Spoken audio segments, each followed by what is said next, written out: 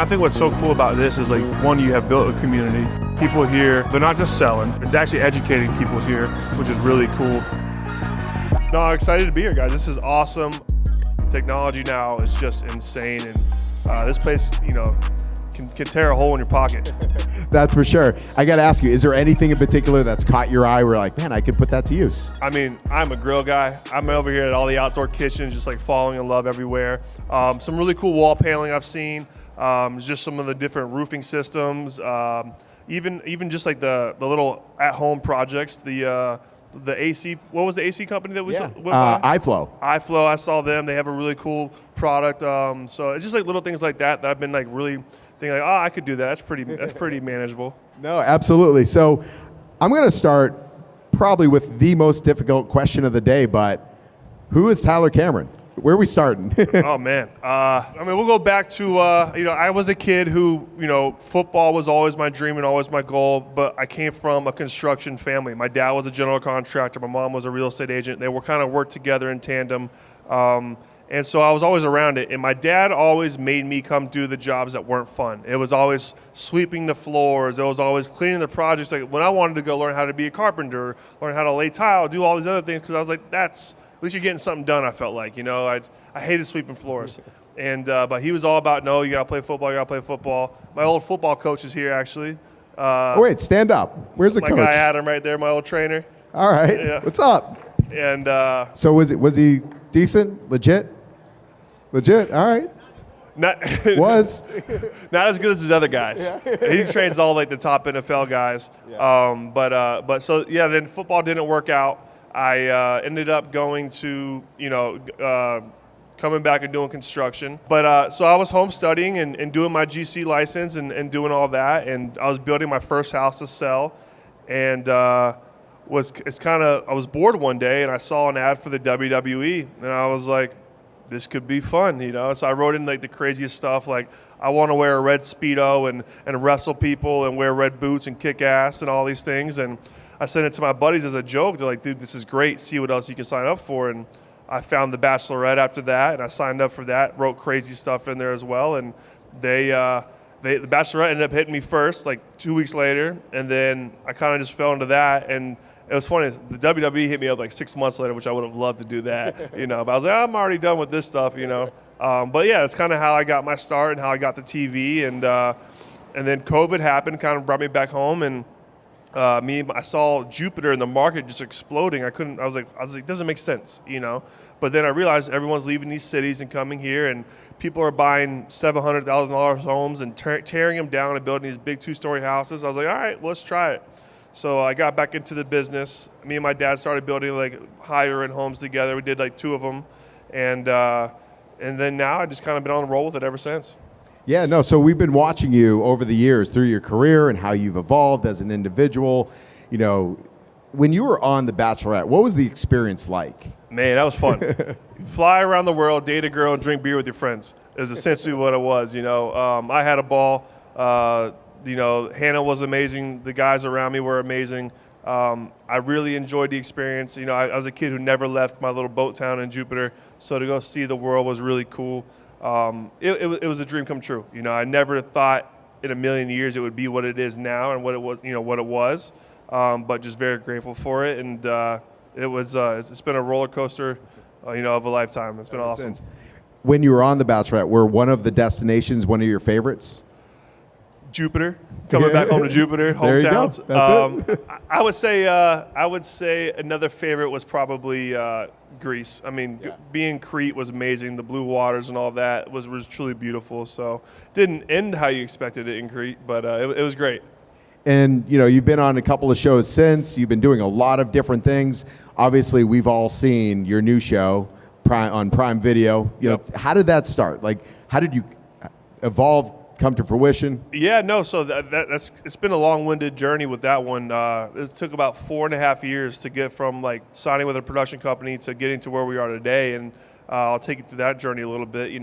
After the show happened, I had some agents come up to me and take a meeting, and they told me they really didn't want to sign me. They just wanted to hear about all the gossip from the show. And but I had this whole plan of everything I wanted to do. I was like, you know what? I'm here now. I got this audience. I was like, I want to do a home rental show.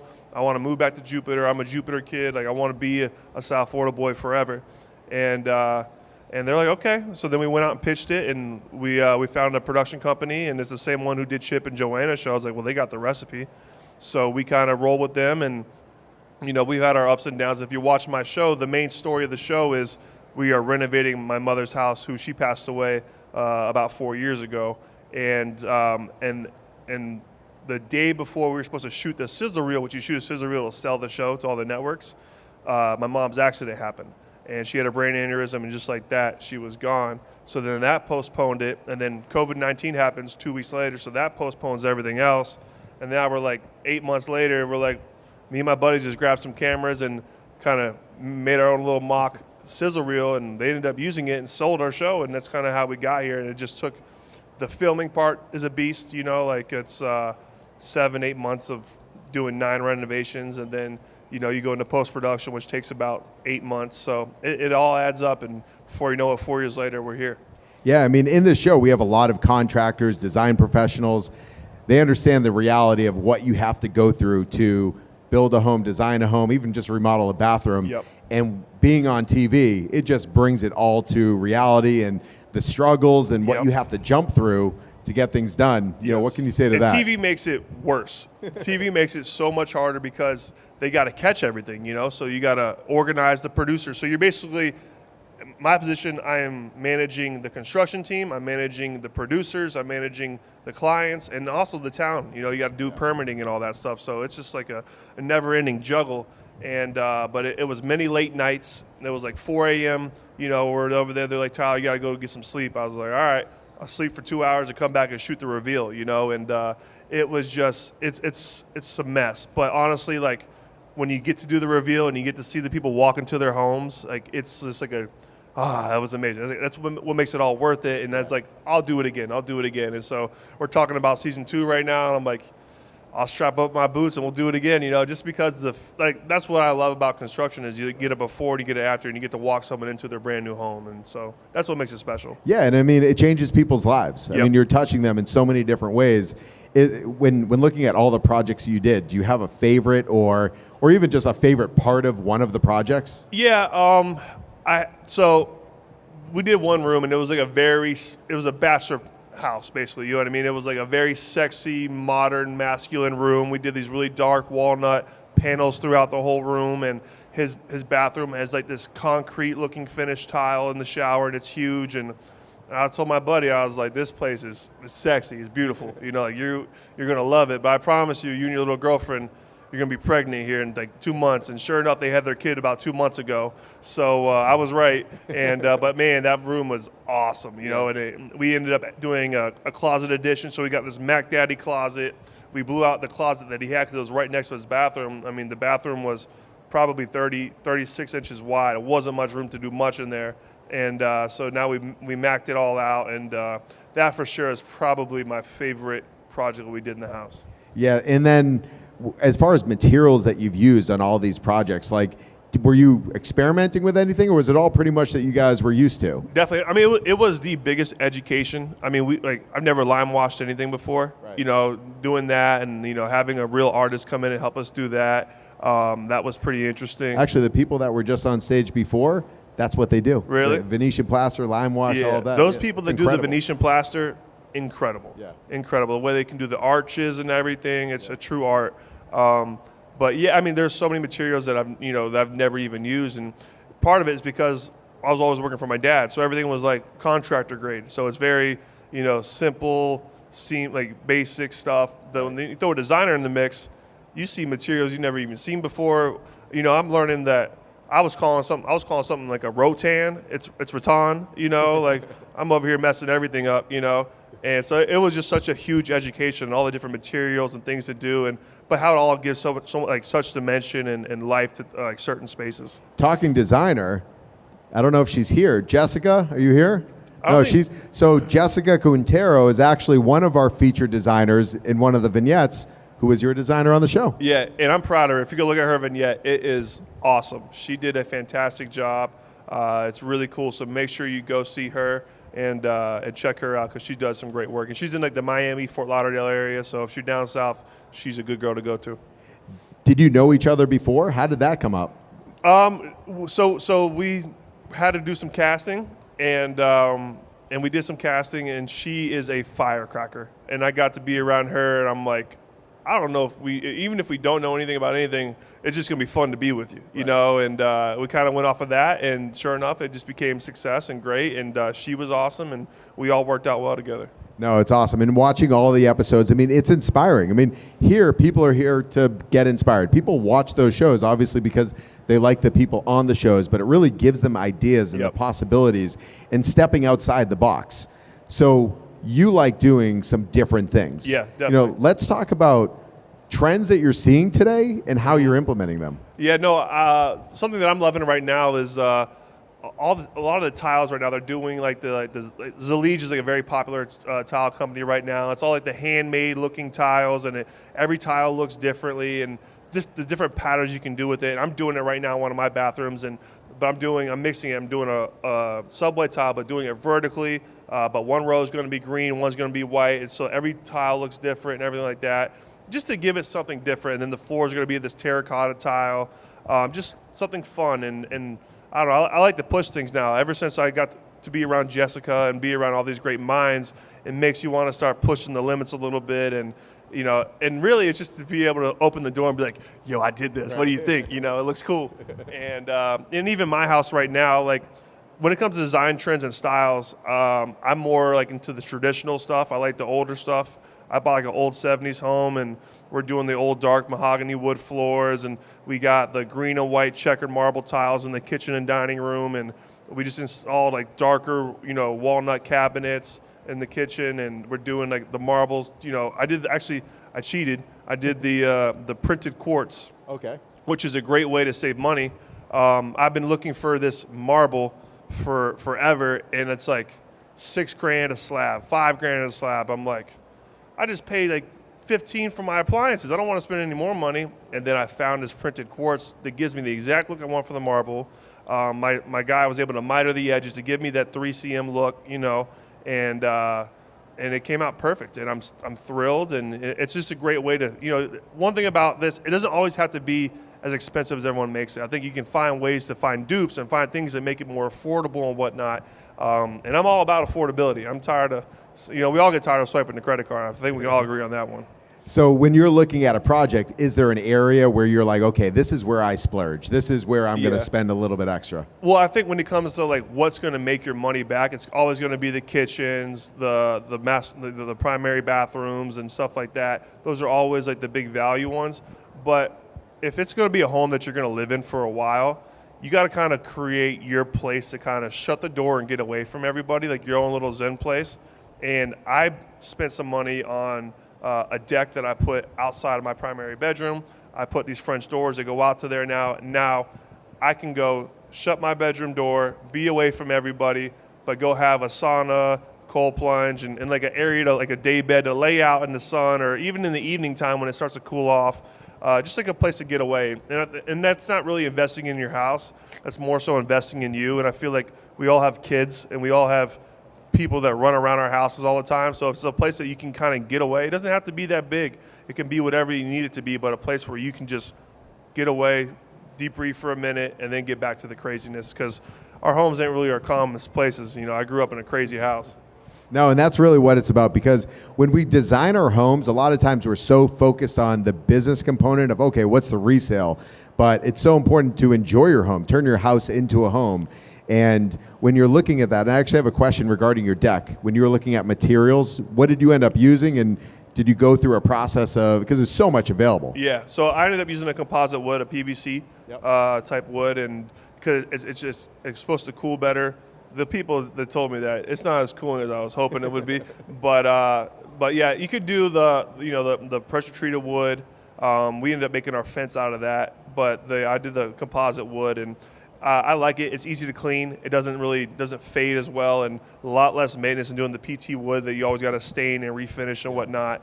And then I was going to say this too, though. Even when you do make these like special spaces for you, there's going to be buyers that do find that important to them as well. So don't be afraid to go outside the box a little bit. I've listened to some people that say, oh, because my dad, he builds contractor grade. It's white shaker cabinets, very plain countertops and subway tile for all the backsplashes.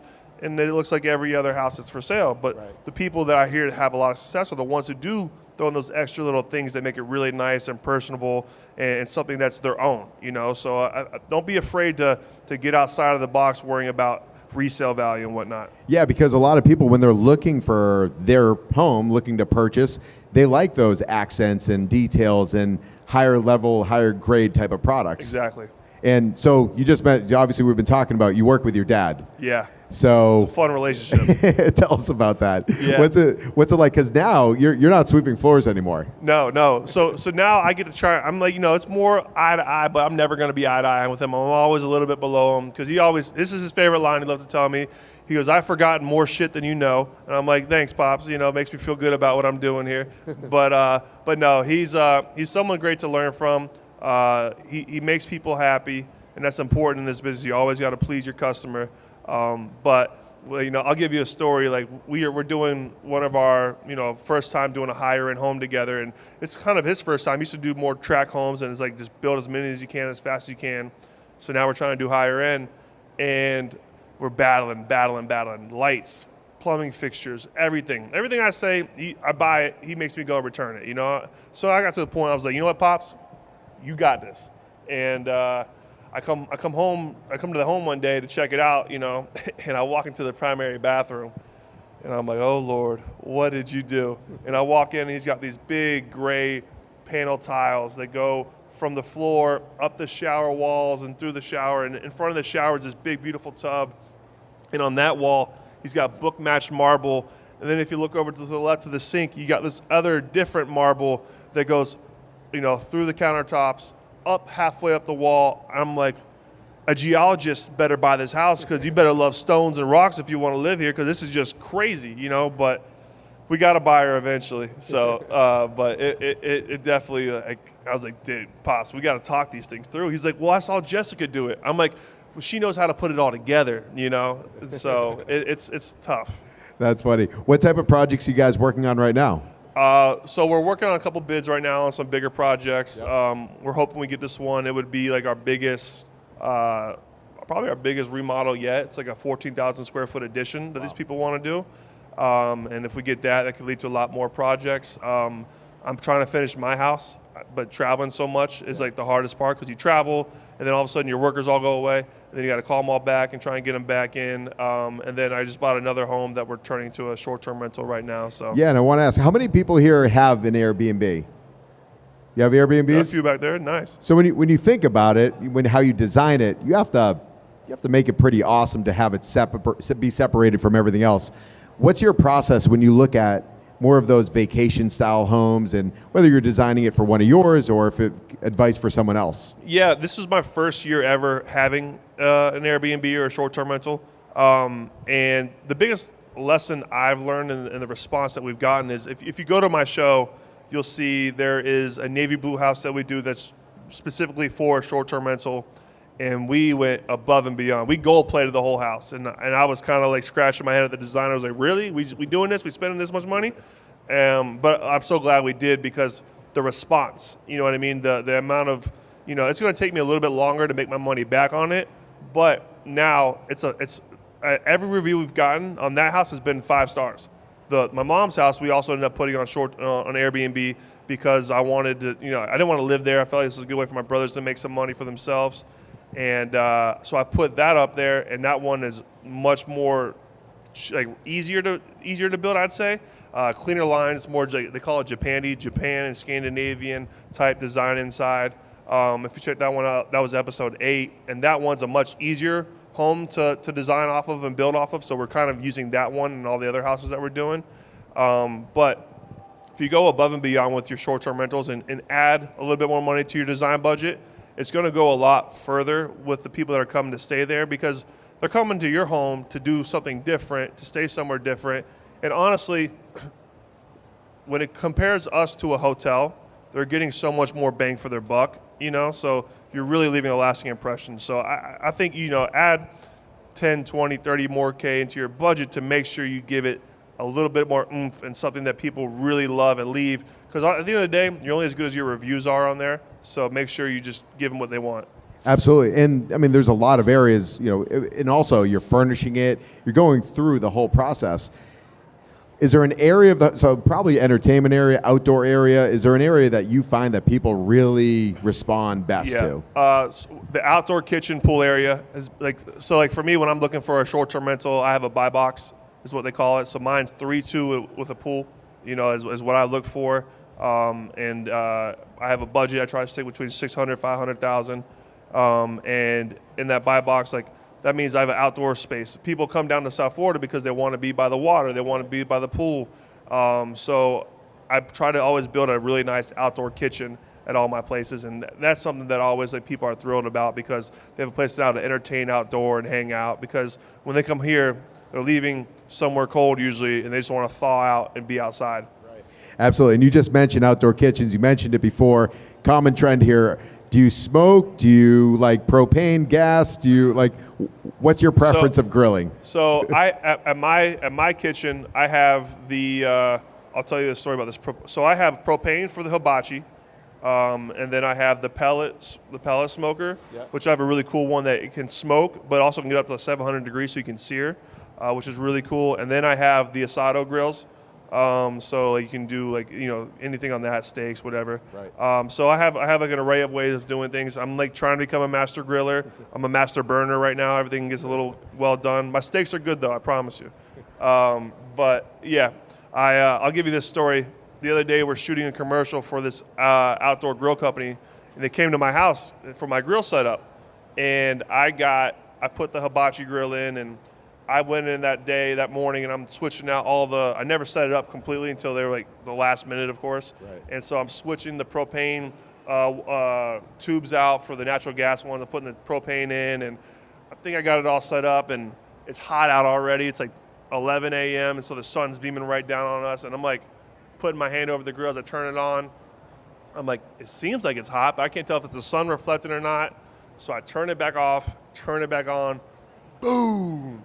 And I'm and all the Coyote people are out there, the grill company, they're all out there, and they're what the hell was that? I go, I don't know what I'm doing, y'all. and so then my neighbor comes out, and this just shows you how severe it was. My neighbor comes out, what the hell was that, Tyler? I'm the grill, the propane. He goes, it shook all my windows. I'm holy cow. So that was a scary one. So make sure if you're doing it out there, hire a pro to put it in. Don't hire me. I'll hire the pro for you. Yeah, no, and talking about hibachi, that's something we're seeing more and more. Has anyone installed a hibachi for their outdoor grill yet? There's a lot here, so go check it out after. But, also talking about everything, we see that you're doing a lot. And, speaking about your mom, you guys have, started an incredible foundation. Yeah. I want to talk a little bit about the foundation and, what you guys are looking to achieve and what you are achieving. Definitely. Yeah, so we started a foundation on my mother after she passed. We didn't really know what to do. It was kind of struggling is a very dark time for all of us. And we're how do we find light in this dark time? And we're you know what? My mom always was a big, supporter for all my friends and helping us all go to college. I was let's start this scholarship fund and help our kids go to college. And the first year started with 2 kids, and we were giving them $4,000 a year. And that was a big gift. I didn't even realize that when we went to the awards, that was the top award. And so then next year we met somebody, and they connected us with other people, and now we're able to give our kids full scholarships. And so our first year we did, thank you. Our first year we did 2, and then the next year we did 5, and this past year we did 14, and then this year our goal is to do 20. And you can go to our website, accfdn.org, and you can donate there. But even if Let's you can't, pull out some phones and look at it. Even if you can't get familiar. Even if you can't donate though, if you'll see me posting all the time, like, hey, if you're in this area, I'm looking for internships. If you guys got internships or opportunities for our kids to get experience in the summertime, like, that's huge. I mean, that's more than what we could ask for, that's more than money. That's, knowledge, So if anyone around here has internship opportunities or places to put our kids, please reach out to me on Instagram, reach out to the foundation executive director, Johnny Hubbard. Like, that would be huge. So we're always looking for that. Yeah, and talking about everything that you did, you spoke about your mom, working with so many kids growing up, your friends always around your house. Community is like that common trend for what you stand for and your family and everything. What does it mean to you? And obviously for us, we're a community of businesses from small to large. Mm-hmm. Some people just starting their business, companies being in business for a long time. Everything is about coming together as one. Yep. So, I want to talk about that. Yeah, no, it takes a village. And I think there's not one person here that helped us get to where we were in our life. It's a bunch of people, and my mom was all about community. She was always volunteering, always trying to help people out, always trying to, just bring people together, and that's, I think the home is such a special and important place too. And the thing that's why people take pride in making their homes nice and putting their own twist on it, because, the things I remember the most about my mom are all the crazy dinners we had at the house with all my friends and everybody, and that's what stuff is going to last forever. And, that's why I encourage you, to be here and take pride in your home and take pride in this place right here. This is amazing what you guys have created right here. All the great vendors, all the people here. There's so much knowledge to be picked up here and so many things to learn about your home and to create, your home and your little village so you can take people in and make it a special place. Yeah, we all want to, enjoy where we live. I want to step down for a minute. Does anyone have any questions to start? All right, we got one over here. Hi. As far as like being an entrepreneur or just in general, what's your biggest regret? My biggest regret was not pulling the trigger quicker. There's a house. So in my neighborhood, I grew up in one neighborhood my whole life for 30 years.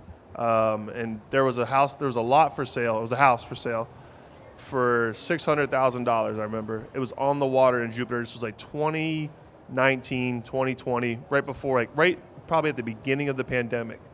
And I had just enough money to probably get that, and but I was scared. I was like, that's all my marbles, and I was like, I'm gonna do it. I'm not gonna do it. I'm gonna do it. I'm not gonna do it. And then sure enough, and they wanted me to get it. They were like family friends, like I grew up with, and they wanted to pass the house off to me. And it was a tear down, and you build a house on the water and whatnot. And I didn't do it, and I was too chicken. And sure enough, someone came in, bought it, put a 2-story house on it. It's now worth $3.5 million. And I'm just like, I kick myself in the ass. I drive by all the time. Like, but that's what got me starting to pull the trigger. And sometimes I'm too trigger happy, and I get into things that I shouldn't have gotten into, but at least I learned. Believe in yourself, pull the trigger, because you're just going to learn and go for it. I think what I've learned now compared to a year ago to before when I started doing the show, I've been baptized by fire just by getting in the mix of it. So just go for it. Being an entrepreneur is scary, because you fail, there's no one to look. It's just you, So, but go for it and don't hold back. You got it. All right, I'm going to ask a question. So people here, they're looking for projects, looking to hire a contractor.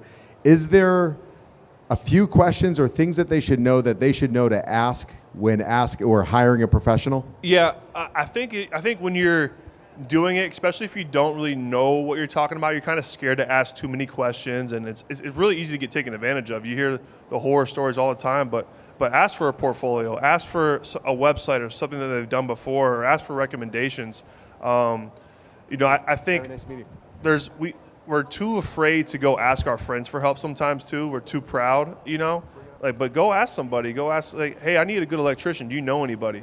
And honestly, still to this day, I use my local Facebook, and I'm like, hey, anybody got a good sprinkler guy? Anybody got a good electrician? Anybody got, and I get 10 recommendations. And so use your network that you have to make sure you get people that are highly recommended and sought out, because if not, you'll end up money gone and people late and whatnot. So it's don't be too prideful to ask questions. All right, we have a question here.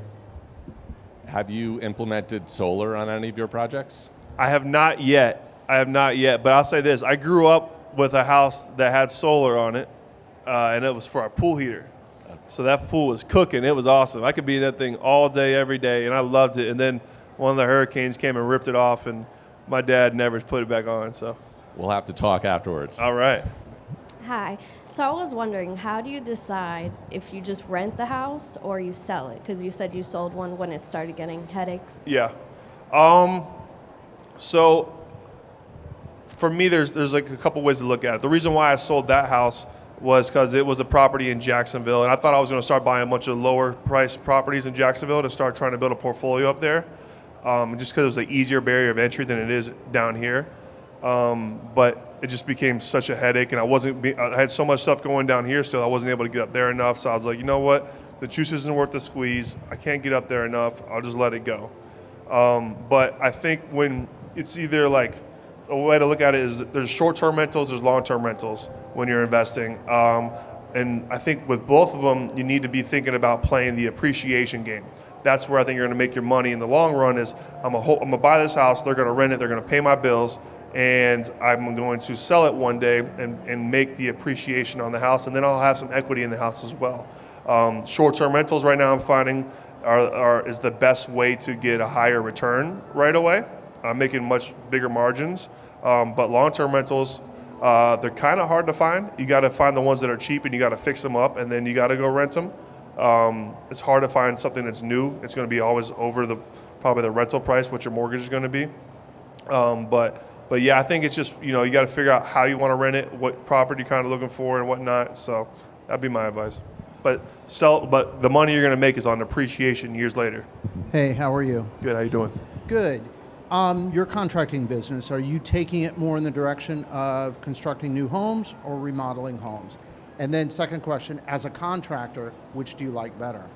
I haven't met many contractors that actually like remodeling homes because it's like an onion. And every time you peel it back, there's something more, and there's something more, and there's something more. When you do a new house, you get to put everything where you want it to go. You get to put backing in places it needs to have backing. Like you kind of designate everything from the scratch. When you're renovating a home, you really kind of just got to make do with what's in front of you. And you pull back some boards, and you realize like in my house on the show, we pulled off the wall, and I didn't know I had termite damage all through the back wall, and I could grab the wood and go like this, and it's paper mache.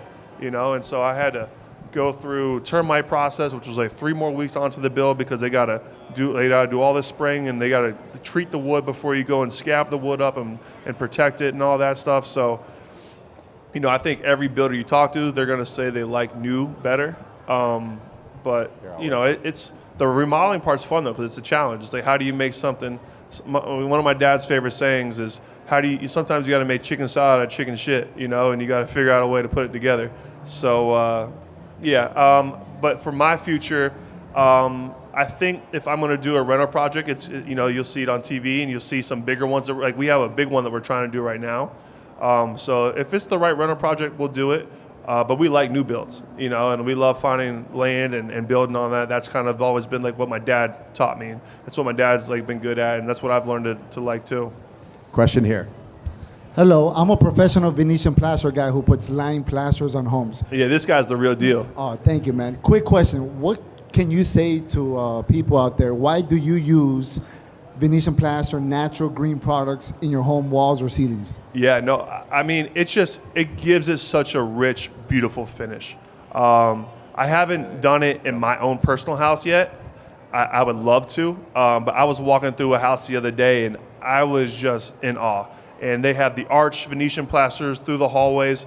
It takes something that's so simple and basic, just a hallway, and makes it elegant and luxurious and beautiful. Even lime wash. You come in and lime wash your bedroom, and we did it on episode 1, and that was the best part of the whole renovation. It made the whole room was the lime wash. It's just finding ways to add texture and dimension and whatnot.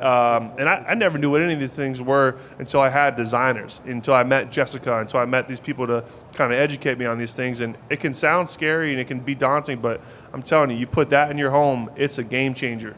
we talked about a good amount of things, your personal life, a little bit of TV, contracting, trends. Yep. Anything you want to leave us with? Yeah, I would just say this, guys. When you're doing your home, we talked about earlier, I'll harp on it.